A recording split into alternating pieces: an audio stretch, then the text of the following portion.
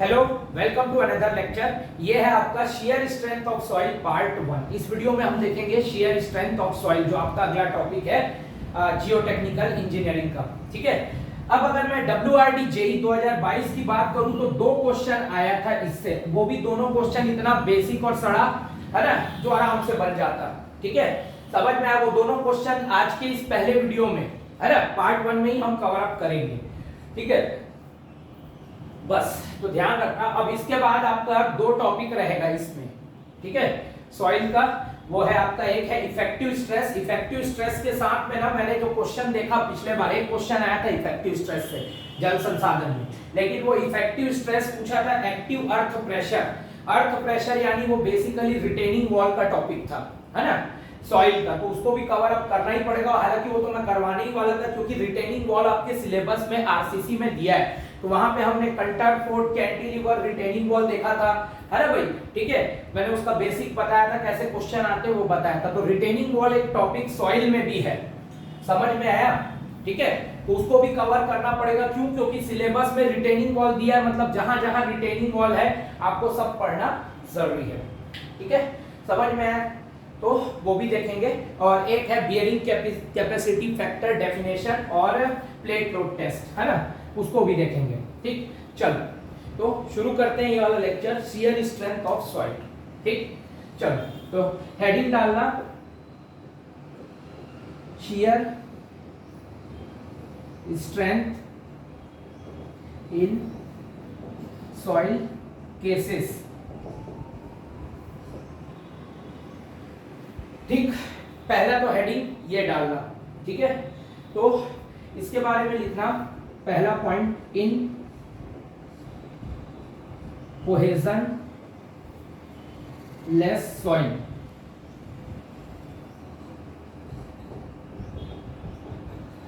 इसके बारे में लिखना, शियर स्ट्रेंथ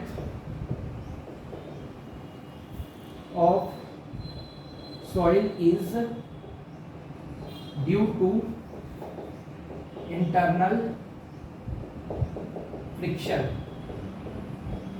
ठीक, फ्रिक्शन क्या होता है ये तो आपको पता ही होगा, अरे घर्षण जिसको बोलते हैं। तो मिट्टी में इंटरनल फ्रिक्शन होता है, अपने आप जो सॉइल के पार्टिकल होते हैं उनके बीच में फ्रिक्शन रहता है, उसी को बोलते हैं इंटरनल फ्रिक्शन। नेचुरल फिनोमेना है ना, समझ में आया? तो जो कोहेशन लेस की सॉइल की बात करते हैं, जैसे कि सैंड, ग्रेवल, तो ऐसे में जो शियर स्ट्रेंथ रहती है सॉइल की, वो किसके कारण रहती है? इंटरनल फ्रिक्शन की। शियर स्ट्रेंथ क्या होती है?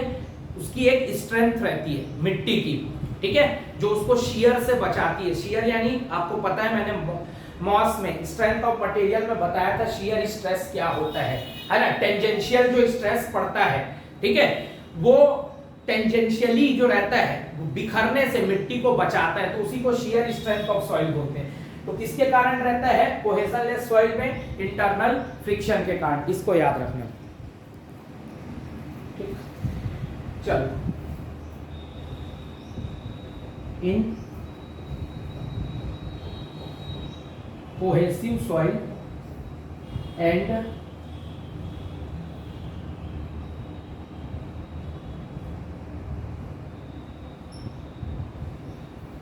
partially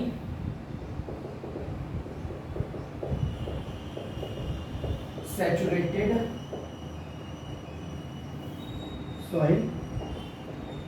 ठीक, in cohesive soil and partially saturated soil, इसके बारे में लिखना, shear strength is due to internal friction and cohesion both. Cohesion क्या होता है पता है? कोहेजन जो होता है वो मिट्टी का आपस में जो कनेक्शन रहता है, ठीक है, कि कोई मिट्टी एक दूसरे से कैसे जुड़ी हुई है, कनेक्ट है, तो उसके बीच में कोहेजन होता है। कोहेजन समझ में आया? ठीक है, और एक होता है एडहेशन। ये आप फ्लूइड मैकेनिक्स में और अच्छे से पढ़ोगे, एडहेशन क्या होता है। अरे जब मान लो किसी के ऊपर कोई चीज चढ़ी हुई होती है ना, तो उसको एडेशन बोलते हैं। और कोहेशन का मतलब क्या होता है? आपसी जुड़ा हुआ है, जैसे कोई चीज जुड़ी हुई है, देखो जैसे मिट्टी बीच से जुड़ी हुई है, तो बीच में जुड़ी है तो मतलब एक ग्लू का काम है ना भाई। कोई भी सॉइल जैसे जुड़ा रहता है तो बीच में क्या रहता है, ग्लू।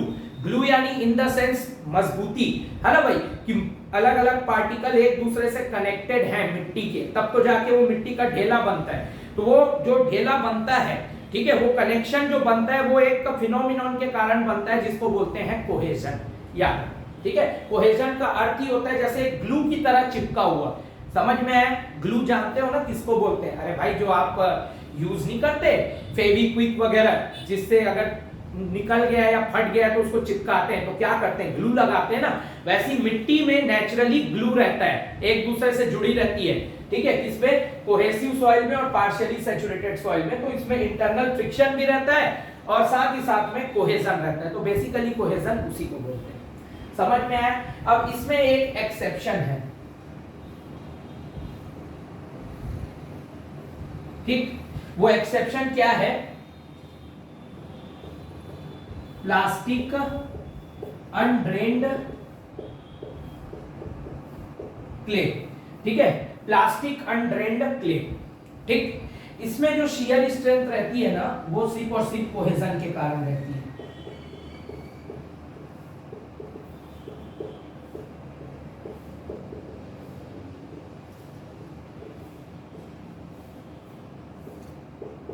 ठीक, ये एक एक्सेप्शन है। क्यों?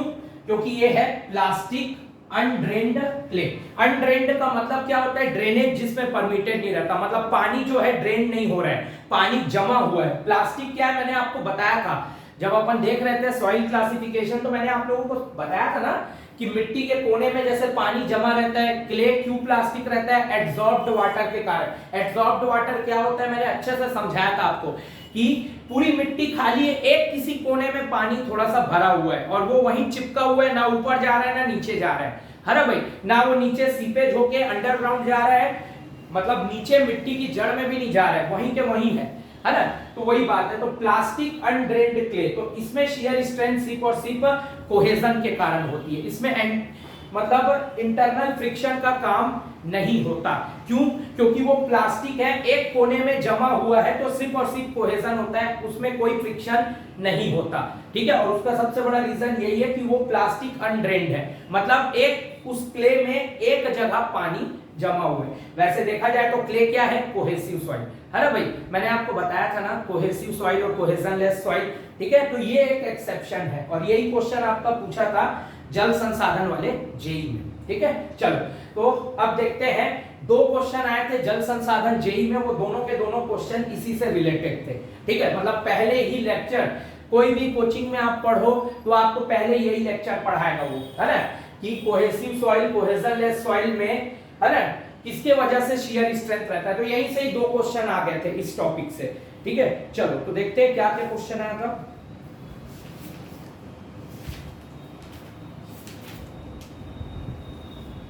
चलो, तो क्वेश्चन लिखना जैसे ही आपने नोट किया उसके बाद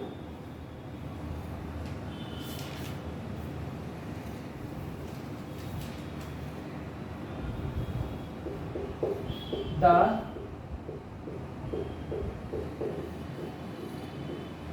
shear strength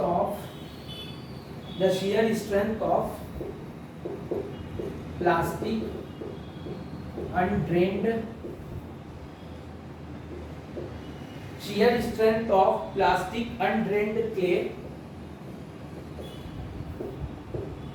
depends on, ठीक, option A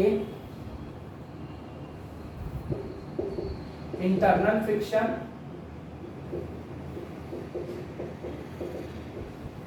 option B cohesion, option C both A and B, option D none of this. ये क्वेश्चन आया था सीजी व्यापम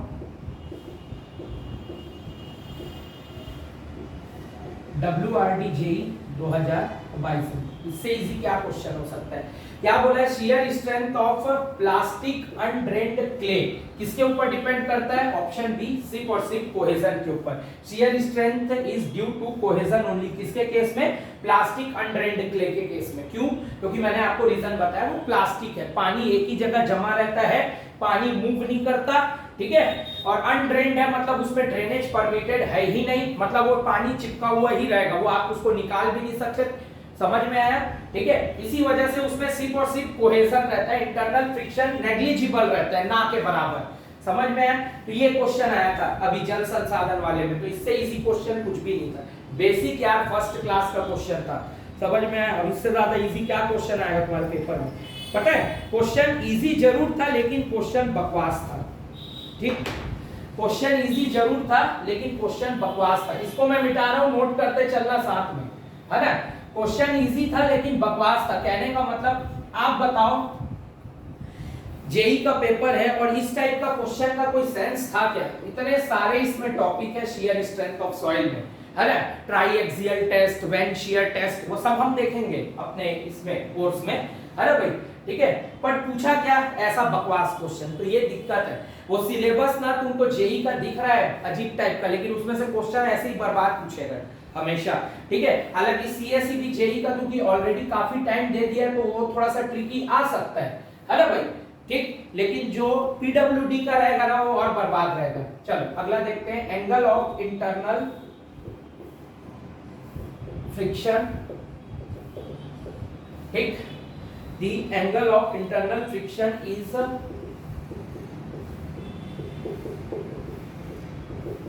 least for, ये देखो ये क्वेश्चन आया था जल संसाधन में। और ठीक, option A angular loose grained, angular loose grained sand. Option B था एंगुलर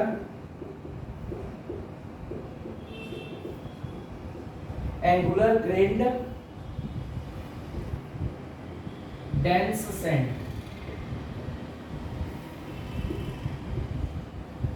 ऑप्शन सी था राउंड ग्रेन्ड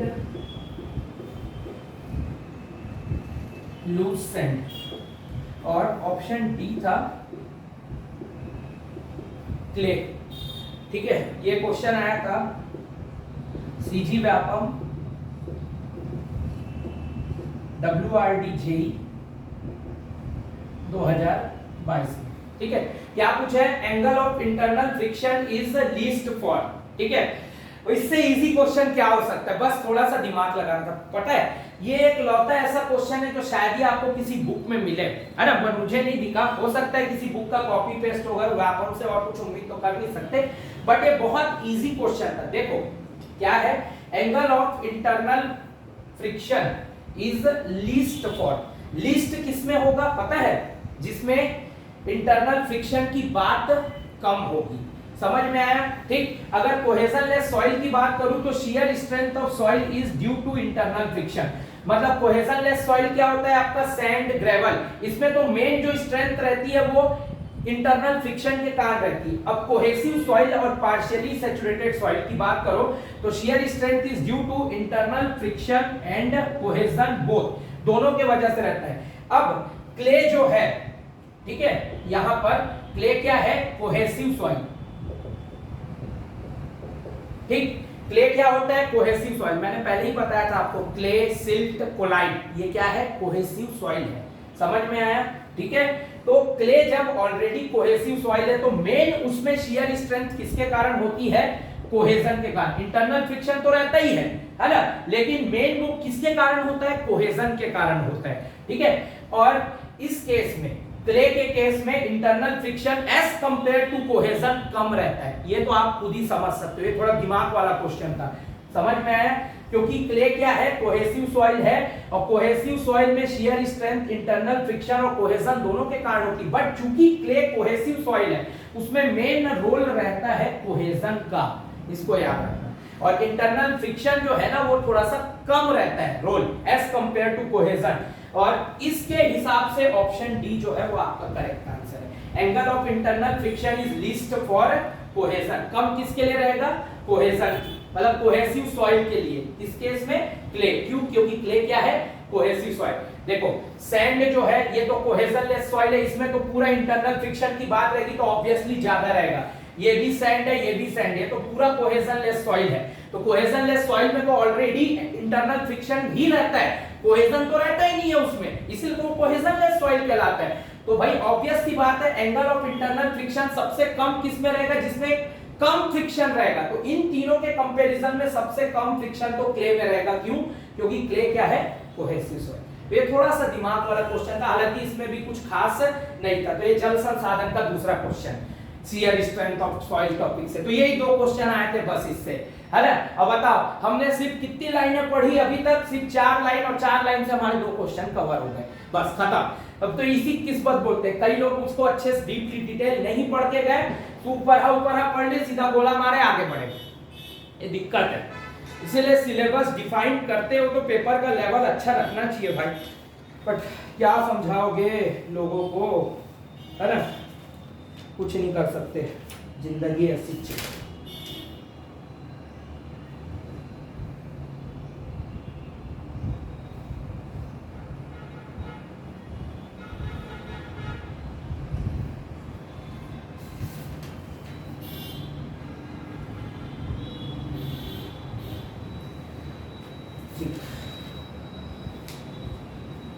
चलो नोट करते चल रहा, फिर आगे देखेंगे।